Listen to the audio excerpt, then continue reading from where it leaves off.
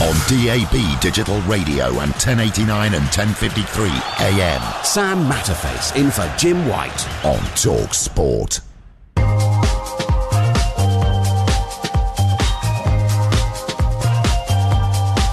Been a busy show this morning. We're absolutely delighted to say that Paul Warne, the Derby County manager, is joining us in the studio for the next hour. Back in the Championship following promotion from League One. Congratulations. How are you? Thanks very much. Yeah, good, thank you. It's a nice time of the season to be a football manager, obviously. So, yeah, good. No games to worry about?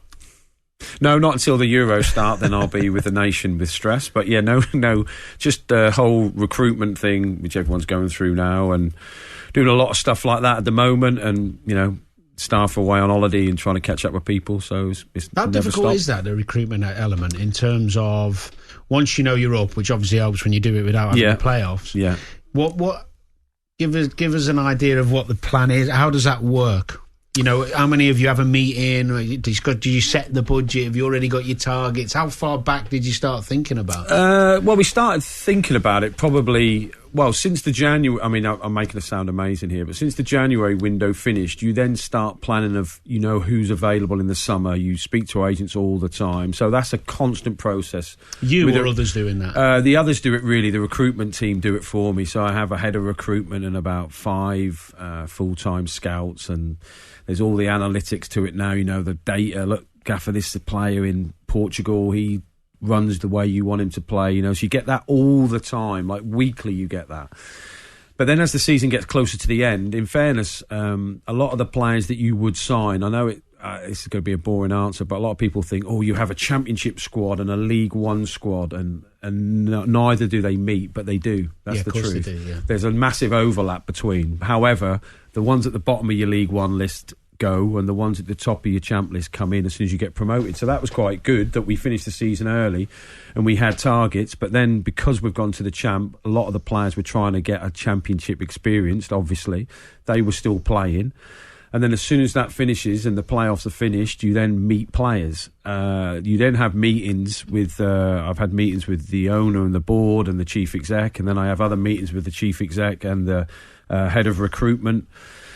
And then we start going through it then about the budgets, how we see it fit in, and then I have to release the players. That's always the bad bit. You know, when you get promoted, it sounds like a boo-hoo story, but 15 minutes after we got promoted, I'm in the office on my own thinking, right, I'm going to have to rip this team apart, which ain't great.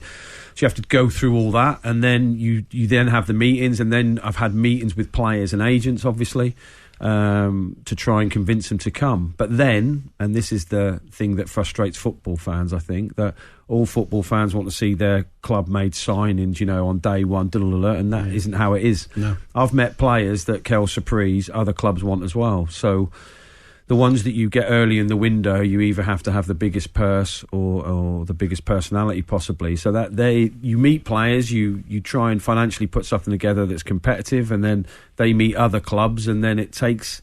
Everyone seems to go on holiday conveniently when there's a decision to be made. So a player's now gone to Portugal for 2 weeks. So, look, Paul, nothing's going to happen for the next 2 weeks, okay? And in the meantime, I'm constantly reaching out to the player and the agent. So it feels like next week you could sign 5 players, or it might take another 3 weeks, and that's sort of where we're at. And it's yesterday I was in meetings with the chief exec and, you know, all head of recruitment and that. Day before I was in meetings. I met 3 players on Monday, and it's just a constant thing. And like today on the way down, I've been, you know, texting players, texting my current players, and it's just a constant battle to get people in. How significant is the difference in the budget between a team that's playing in League One and a team that's playing in the Championship? Well, quite a lot, obviously. You get a significant amount of money through Sky, through the TV packaging, sorry. So and there is a new deal now as well. Yeah, it hasn't reached my purse yet, but I suppose there's a new deal. Yeah, and I know that obviously this year especially, there's loads more games on the Championship, isn't there? So I can't wait for my weekends to be ruined now with a Thursday night, Friday morning kick-off or something. 6 games on the 12:30. Yeah, exactly. So there'll be loads of changes to the routine. So that will be interesting this year. But there is a massive step up. There's no disputing it. So. And the injection of extra cash helps, but you're playing against teams that are already established in the champ with established teams, and that's the the problem that we have to do to try and be really competitive this season, that we come up and we need to sign 9 or 10 players, whereas you're playing against teams that may only need to sign 3 or 4. So that's the step up, and that's why you need the extra income. So can I just ask them quickly on that? Does that mean the Ipswich success would have been a surprise to you?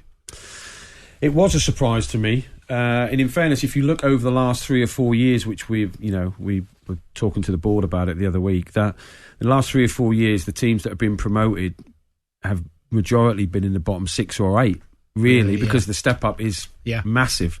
Ipswich and I think Coventry were the other team that really broke that trend. Ipswich spent, I think, about 6 million in League One and built this force of a team, which was an amazing team, took it into the Championship, didn't tweak a lot, had a good budget but not a top budget, and I think they done excellent. In fairness to Kieran and his team, they've killed it for everybody else, haven't they? They've absolutely killed it. I was going to say, it's great for them. But they spent again in January, didn't they? To be fair. They did spend. I mean, if you can bring Kiefer Moore in, you can have the best players and still be unsuccessful. I'm not saying they had the best players either. By the way, you're keen to turn around to the board and say, this doesn't happen very often. By the way, this is what was he doing? He's killing it for everyone. It's a bit like Pep, isn't it? He's killing it for every other manager out there. But wasn't it Sunderland the year before who had a good couple of years before he went up and then nearly? Yeah, and I think they spent a lot when they went up. So the teams that have gone up and who haven't spent a lot haven't, I mean, Ipswich are the guiding light, really, but that is some achievement. Yeah. Let's peel it back a little bit and go back to your time at Derby. Your first season at Pride Park, you didn't reach the playoffs. Was that a building block? Did you feel that was a building block season? At the time, no, I was absolutely mortified. So, my political answer would be, we were in there for the long game and all that. That wasn't the case. We took over a team that hadn't scored away from home and hadn't really found their stride, but were put together in really tough circumstances. But it was a good squad. We were really happy with the squad when we went in. And we just fell a bit short. We used the same players. It's difficult because the same players were performing, but they were just fatiguing at the same time. So we had players like Dave McGoldrick, who was ledge, by the way. We were heavily reliant on him, but we didn't have a big squad. But when we fell short, we played Sheffield Wednesday away last game of the season. I honestly thought, because I'm a dreamer possibly, that we would have won that game, got in the playoffs, and I really backed my group in the playoffs because they were big-time players, used to playing in big games. I thought if we got to Wembley, we'd go up. So when we actually didn't get in the playoffs, I was mortified. So it hit all of us really hard. But then we just realised that we collectively thought that we just lacked a bit of athleticism, a bit of youth, and that's what we tried to get in that summer, which we did. And we had a stickier start possibly than we would have liked, and then we got our legs and we were good. It was never going to be an easy situation. Derby's promotion this season was only the second in 27 years, and it's the first since moving to Pride Park automatically. So it's not a club that has experienced this much over the course of the last quarter of a century. But you yourself certainly have. You're sort of the I don't think it's not self-styled, but certainly the people in the Football League will call you the king of League One because you just can't stop getting promoted out of it. The Pep of League One. Well, you do model yourself on Pop, don't you? Yeah. I mean, he models himself on you, obviously. Yeah. But that's fine. I don't want to talk about that. The look is good. But this is the fourth time you've been promoted from League One to the Championship. Yeah. I've heard you speak. We've been to dinners and you've heard you speak, and you're very sort of engaging. And is that part of your sort of secret to success? The fact that you get people on board. Hilarious. Yeah. I don't know. I think everyone manages in different ways, don't they? So I'm lucky that I'm supported by really good coaches, by the way, and it's a massive team effort. So I'm just the voice box. But I think we try and get players in. I like players that have still got something to prove. I like players at crossroads in their careers, and I like to spend a lot of time with my players. So like the ones I've tried to sign, I've been speaking to this week. I spoke to one for nearly 3 hours, but I like to see. What did you decide after that 3-hour conversation? Yes or no? Well, it's a good strong maybe. It's a strong maybe. I mean, in fairness, whoever I sign first now, I can text you and go, look, that was the player I was talking to. Yeah, do it. But I do like to have a real connection to my players. I'm massive on that, and I do think that. Look, you can have a well coached team, a good team, which we are. We work really hard out of possession. But they have to be a close team, I think. So you spend 10 months together, 6 days a week virtually for 10 months. Everyone has to get on. The staff have to be pulling in the same direction. So that isn't a secret to success. That's just the way that I like to manage. So I don't just manage the players. I manage the staff. I manage above.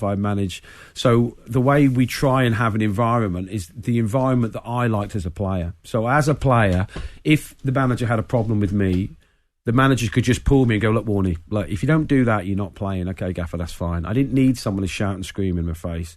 I'm a grown man, just tell me it straight. And that's the way that we try and manage. Now, whether that is fortunate enough to get results, but really it's the ability of the player, and it's just our job to try and get the best out of them in a group. The psychological thing's really interesting. I mean, from a footballing point of view, I think I've worked under some managers that they just that's their way of playing.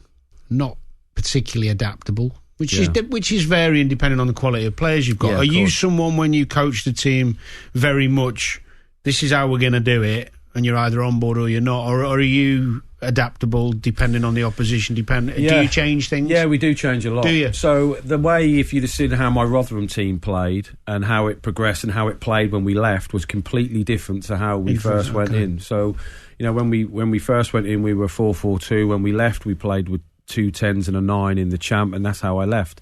Even through this season with Derby, we started off with a 3, we went to a 4, and then we went back to a 3. I think we didn't play any system for more than 33% or 30% of the time. We played about 5 different systems. So really? My honest philosophy is, look, try and get the best players you can get in, try and get the most attacking players you can get in, because the attackers can't be bang on it for 90 minutes every week, so you need to load the top end of your pitch, and that's what we're desperately trying to do again this season. But we always have an eye on the opposition, but always have an eye on ourselves. So the way, I'm not saying this is right, by the way, but you've asked me the question, we just try and set out in the best way for us to win and put the best players in the best situation. So one week it might be the fact that I want to play with a 5 because I want my fullbacks, my wing backs to be high and aggressive.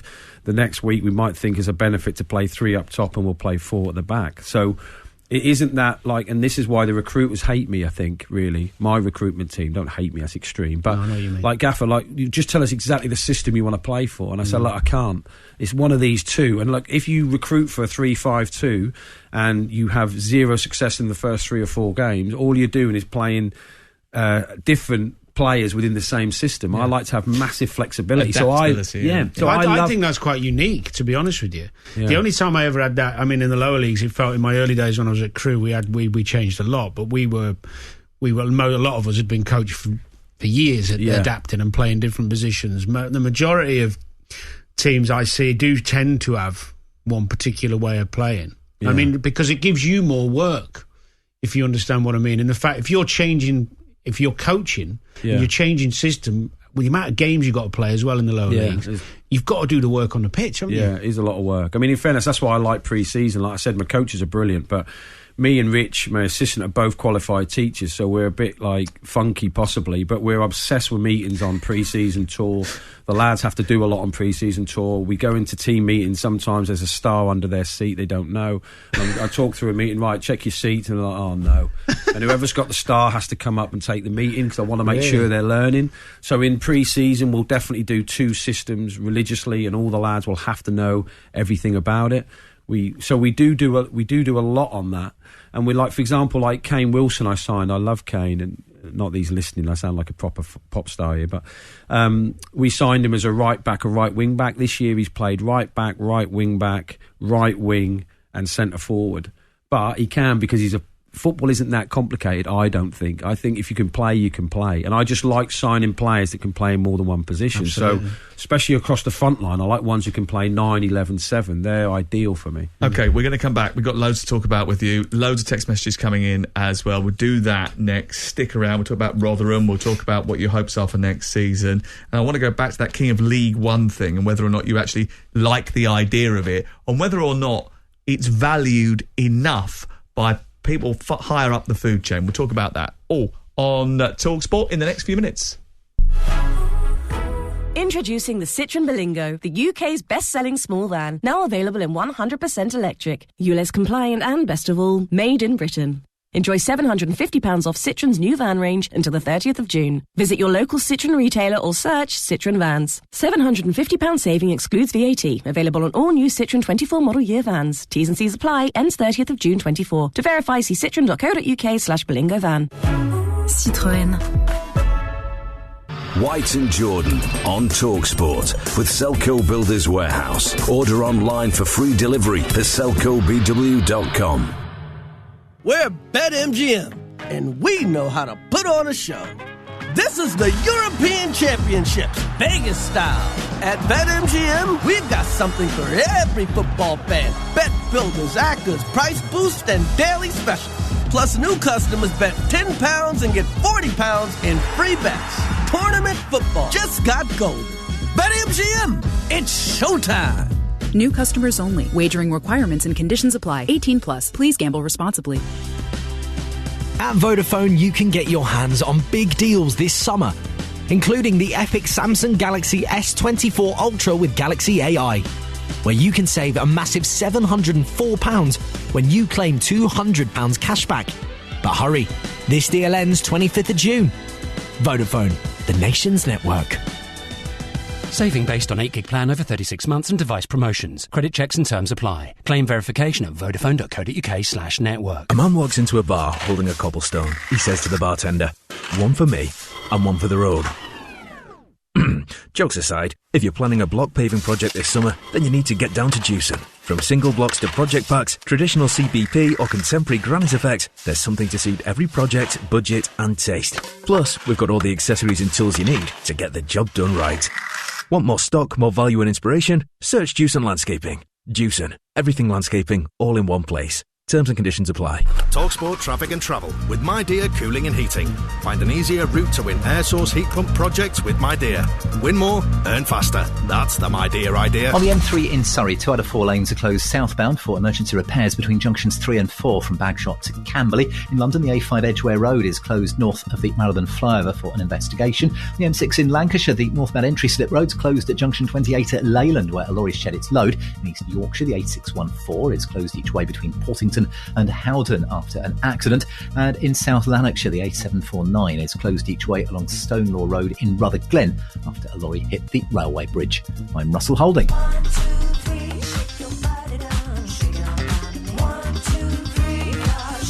Thanks to Fever Tree, making a delicious mojito is as easy as 1, 2, 3. Ice, rum, Fever Tree mojito mixer, and stir. A perfect mojito, as simple as just 3 steps. New cocktail mixers from Fever Tree, as easy as 1, 2, 3. Please enjoy responsibly. On 1089 and 1053 medium wave, online, on your mobile and on your smart speaker. Talksport.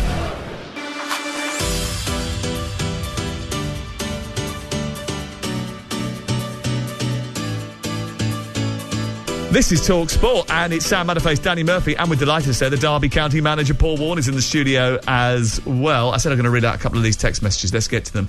A lot of the focus in the media is all about the Premier League, but just ask Paul how tough League One is. Darren Ferguson at Peterborough, similar amount of promotions. Derby are a massive club, he says. The fan base will always be expecting playoffs, I reckon. That's Rob. Okay, cheers, Rob. Is he a Derby fan? It doesn't say. I was going to say. It doesn't say, but I think he said League One is really tough. And League One is very tough, and I think the reason why, and I say this loads of times, I think League One is very tough, is because there's many different games within the sport in League One, as in there's so, like in the Championship, and it's difficult for a different reason because the ability is right up there, the athleticism is right up there, but I think in the Championship a lot of teams play very similar. There's patterns to play. Whereas in League One, you could 1 week play a football match, 1 week you've got a scrap, 1 week you're playing on a pitch that they won't water and the grass is above your knees, 1 week you're playing on a piece of glass.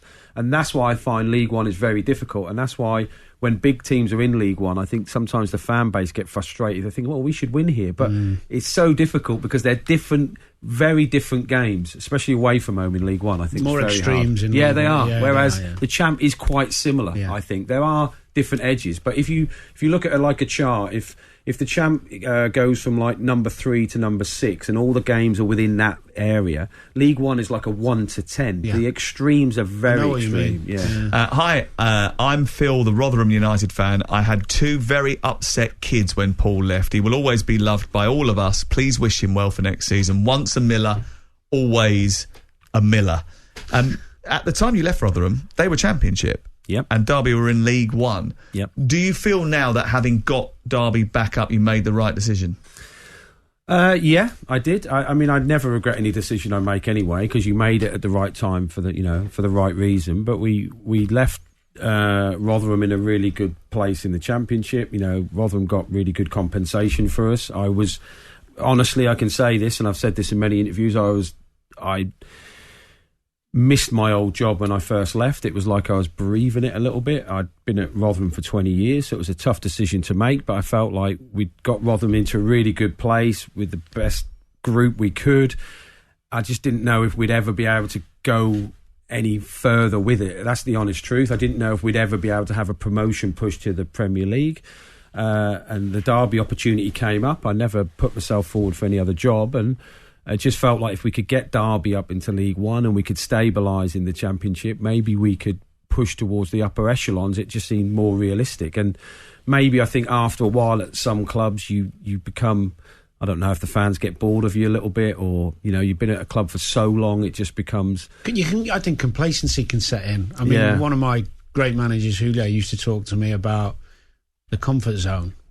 And I think that can come at any club, whether you're a coach or a player, when you've had some success and you start thinking you haven't got that edge about you. Because I know when I left as a player, and I don't know if you found this, but I'm sure you did as a coach, but that something in you goes, I want to prove to everyone again. I've got to find my feet, I've got to show him, I've got to show them. Yeah, and I think the other thing happens is that when and I've said this to a few players as well that I've managed, that when you've been at a club for 2 or 3 years, the fans then think they've got you sussed. So look, Danny's really good on the ball, but he can't get round the pitch. Once they've got it in their head, I'm not saying that's the truth, but you know what I mean. Later. But, yeah. But once they've got it in their head, Fulham, Danny. you can't prove that wrong. That's it. That is literally written in stone. You could have got the top GPS, and I could go out after and say, Danny's top GPS, and fans would be going, they don't believe it, and they don't want to hear it. You go to another club, and you, like you say, you have to prove yourself. They go, wow, this man can get round the pitch, and he can play. He's brilliant. And I think sometimes you do need that change for both variants, for me and the fan base. So,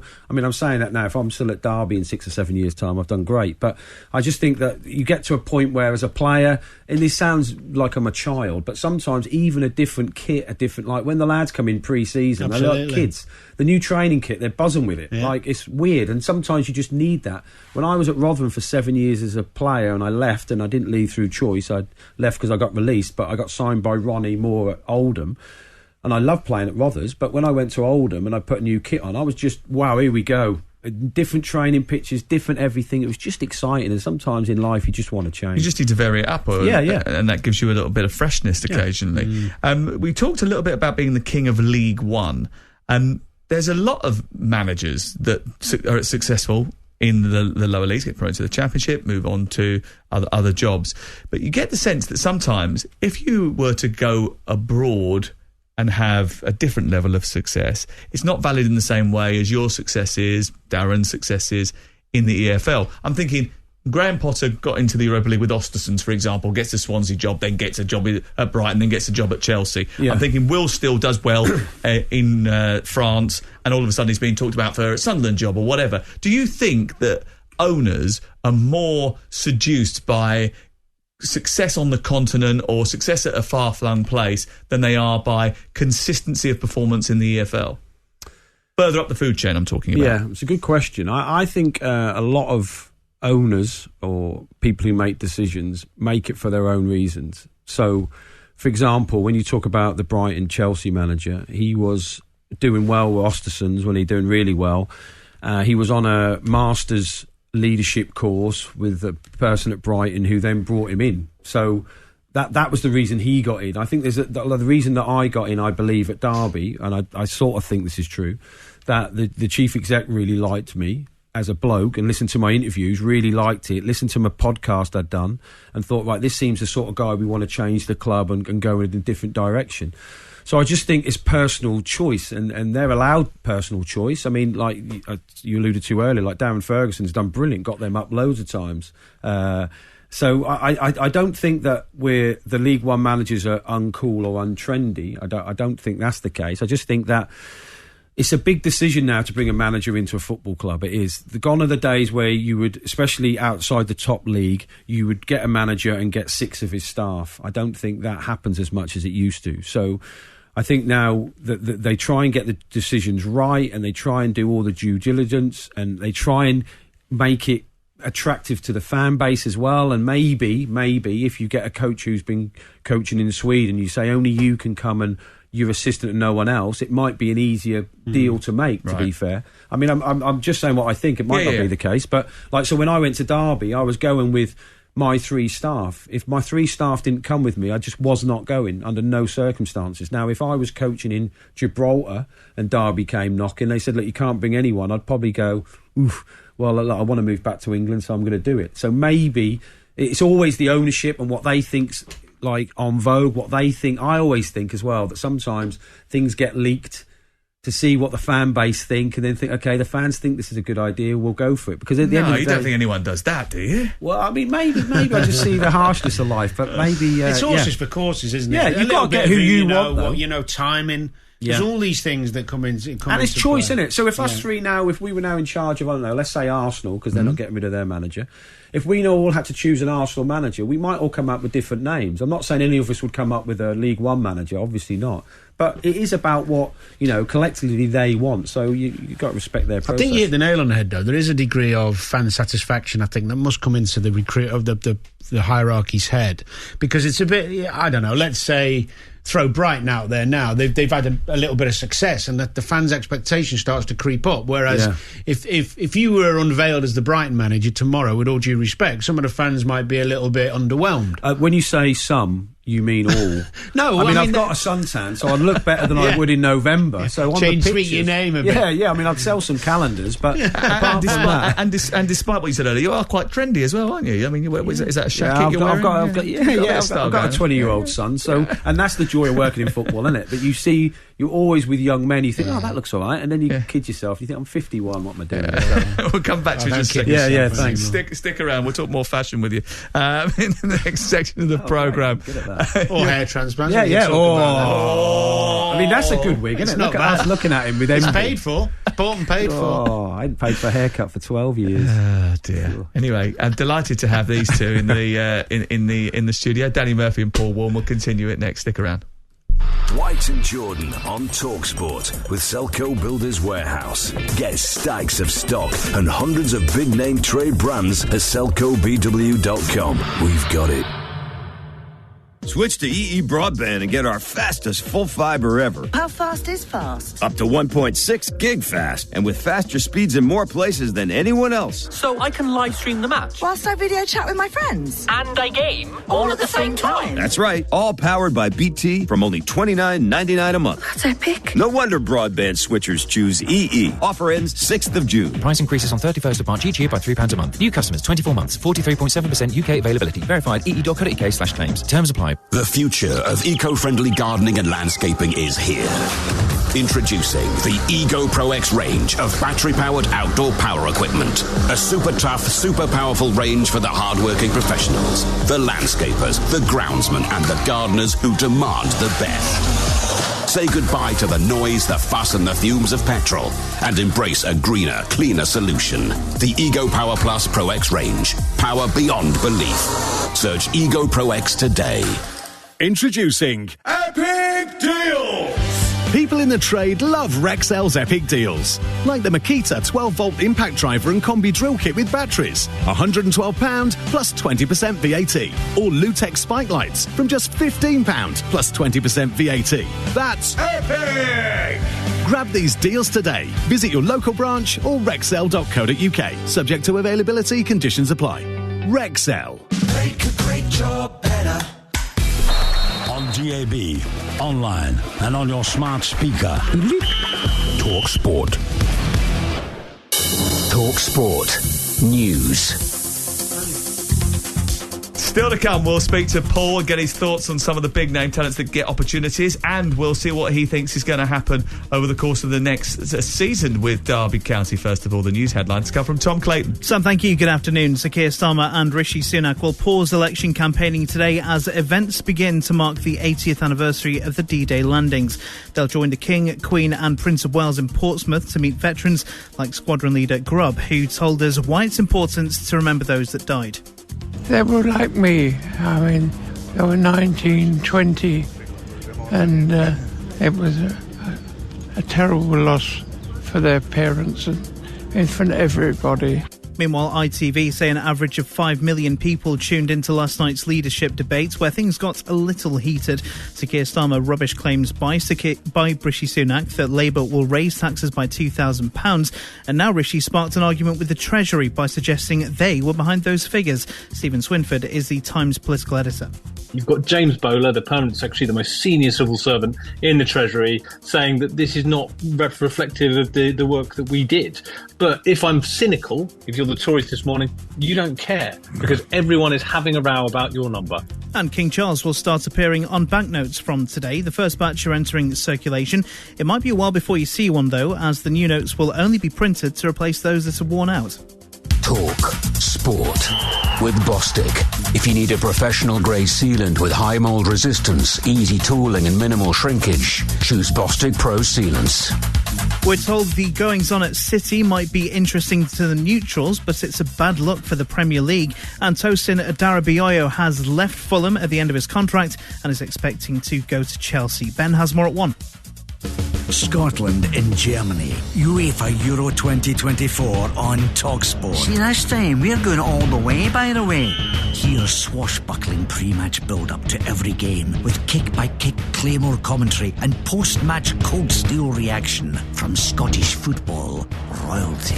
Only a walloper would listen to anything else. Scotland's UEFA Euro 2024 campaign on Talksport. Come on, Scotland, we're right behind you.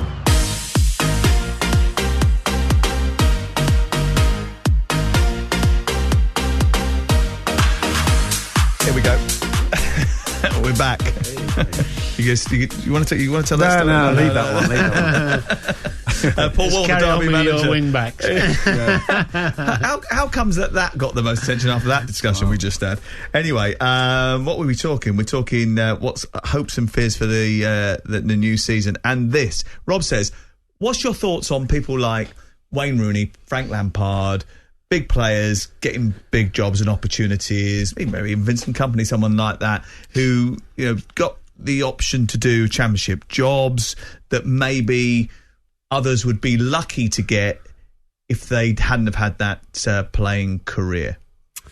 Well, I think that's happened forever, isn't it? So, I got the Rotherham job not because I was an unbelievable coach or manager. I got the Rotherham job because I was in the building at the time, and I've been a Rotherham player for years, and it was an easy fit. As simple as that. You were there, and the owner came to you and said to you, I know you're quite good at talking to people. Do you want to do it? Or have you already expressed to him? No, I'd already expressed that I didn't want to do it. I was caretaker a couple of times in a caretaker team, so to speak.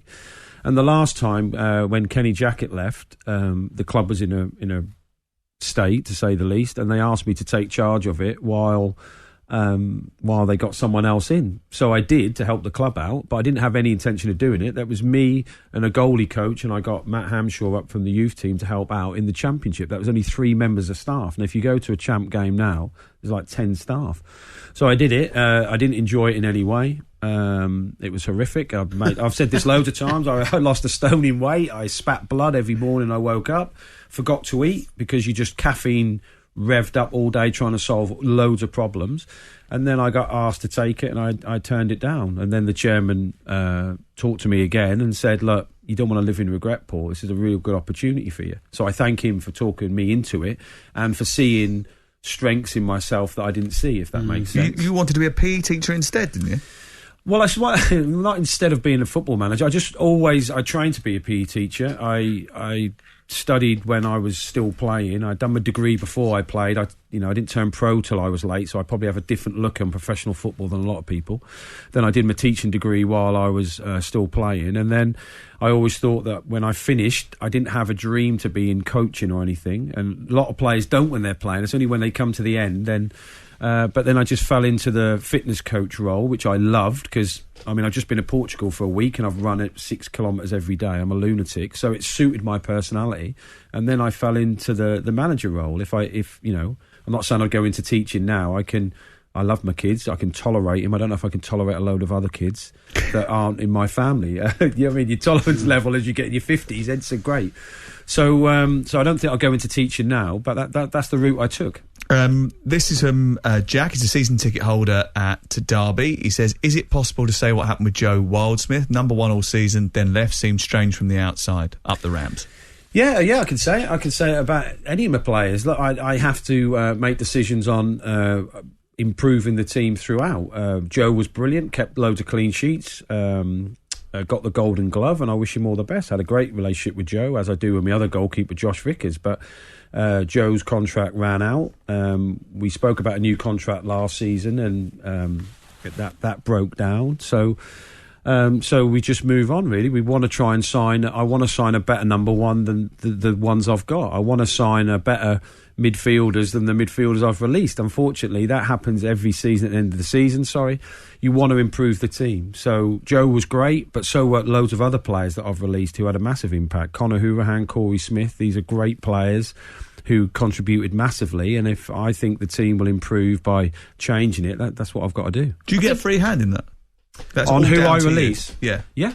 Obviously I have a conversation with my staff, so my coaching staff, we have a conversation about the team every week, but it comes down to me. In regards to the players we're going to keep, we have honest conversations, and fundamentally it comes down to me. I think also it's imperative that fans understand the financial restrictions that you have to work under. You can't just say, well, I want to keep him, and I want to keep those 4, give them new contracts. That'll take away some budget that you want to bring new players in, and they don't see that side of it. I know we've talked about it off air, but I know how it works. You in an ideal world, I'm sure you'd like to have all the new players you want and keep the ones you had. Yeah. But it's just not that simple. No, it isn't that simple. And also, if I wanted to bring a number 1 in better than the ones I've currently got, and keep the ones I've currently got, then I'm going to have 2 who want to get out straight away. Or you got to pay them more. Yeah, you've got to pay him significantly more because they'll say, well, he's on that, and then it doesn't work like that. The other thing is that we've definitely tried to recruit is that, and I presented this to the board, athletically, with teams in the champ, middle, bottom and top, we are down to where our stats need to be. So that doesn't affect Joe, obviously, running off his line at top pace, but we need to see where we can strengthen. Yeah. So sometimes I've let players go that I think, look, I could have kept him, he could have played a part. However, I need to get better. I need to get better than the players I had last year if we're going to compete. And unfortunately, that's the nature of the beast. You started the discussion about Derby, Rotherham, reason you moved over by talking about how if you were to stay at Rotherham, you thought you'd taken them as far as you can go. What is the limit of your ambition with Derby? Well, I'd like to take...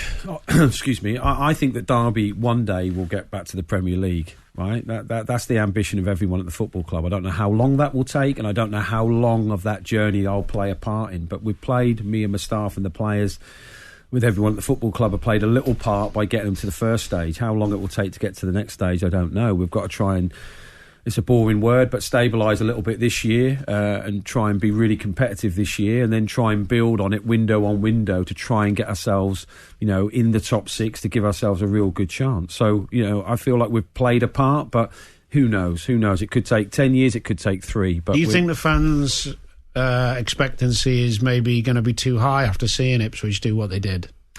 I have joked about Kieran killing us, and I will text him again as soon as this is finished. But he has killed us. But not. I think. This isn't a unique thing to say. But their budget was bigger than yours. Pardon? Their budget was bigger, no? Yeah, considerably. Exactly. But, yeah, it was bigger. No, it's worth saying, though, isn't it? Because I think Derby fans listening need to be put in a realistic picture. I'm sure you'll do that yourself. You won't need me to do it. But the Ipswich situation has, for a lot of clubs in Championship, put fans in a position where they go, hold on, if Ipswich can do it, coming up with League One players. But they did spend, their budget was a bit better than people think. Yeah, it was. They did have a spend. Yeah, they did have a spend, and they done loads of other great stuff away from the pitch as well, which made the club better. They did have a big spend. I just think that, you know, we've got to be as competitive as we can and play as well as we can, and obviously entertain the crowd as much as we can. However, these are very good teams we're playing against. I think every set of fans in every team in every league always expects the most. And I don't think you can ever take that out of Dreamers. So if I spoke here now and said I've got a £3 million budget in the Championship, obviously I haven't. I'm being a bit facetious, but if I did, there would still be a massive proportion of the fan base who think, yeah, but we can do well. We're Derby. We'll get behind the team. Yeah. You know, but realistically, and this is I mean, everyone knows this, but you really finish either 2 places above or below your budget. Not many people can really. Not many teams ever have. You look at the Premier League, I bet the 4th richest clubs are in the top 4, give or take, in the Champ, in League 1, in League 2. The job as a management team is to try and get the best players to suit us and try and push them as high out of that zone as you can. So did you have the second biggest budget last season in League 1? Did I? Is that true? No, did you? I don't think I did, no.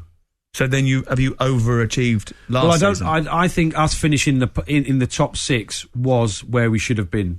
Now, if you finish, in the end, we finished second, and we always average for 2 points a game. But I thought if we finished out of the top 4, I'd have been disappointed. So I thought we were right up there, but not up there. And in fairness, I also had some hefty wages from some players, but it was done in the perfect storm because the club had collapsed, and then they had to get players in really quick. So we did have some wages, but when we were at my previous club, I don't think our budget was ever in the top 6. So you have to really push hard and get every sinew out of everyone, and that's why I try and sign really good people who want to turn up every day and work hard. So what I was suggesting there was, if your budget wasn't top 2, if your budget of Rotherham... It could have been. I'm not trying to be funny here. I don't honestly know. But if your Rotherham budget was definitely not in the top 6, but yet you've got promoted with them... Yeah. Does that show that you have the ability to overachieve by that rule that you've just articulated to me? Yeah, I mean, I've killed myself there, haven't I? Yeah, I mean, we did... you told everybody to not have great big expectations, but then told them that you were actually able to deliver more. We did okay, I mean, in fairness at Rotherham, we done very well in the fact that, and this is why we did well with the budget. It was a good budget. I'm not saying it wasn't a good budget, but... The fact was, we had a few players that came through the youth team that helped massively, who grew with the club, so that keeps it down, which is a great help. And realistically, we go into this season in the Championship feeling really confident about ourselves, but we're not arrogant about it. I'm not sitting here thinking, if even off the record, if you said to me, "What do you think?" I wouldn't say, "I think we're going to finish 20th," but I also wouldn't say, "I think we're going to finish 6th." We've got to get ourselves in a position that are going to be competitive in a really tough league. I think, and you can tell me different, you probably watch as much as I did. I thought the Champ last year was the best it's been in years. And especially at the top end. Yeah, but the difference between the 7th and down to 20th was virtually nothing. So I'm well aware of how hard it's going to be. And we are competing with very well-established teams in the league. Good luck. Thank you very much for coming in. We really appreciate it. We've had a good, fascinating 45 minutes with Paul Warne, the Derby manager. Thank you very everyone who's texted in as well and asked questions of Paul too. Danny and I here till 1 o'clock this afternoon. Danny's been banging on about me to talk about Conor Gallagher. We'll do that next.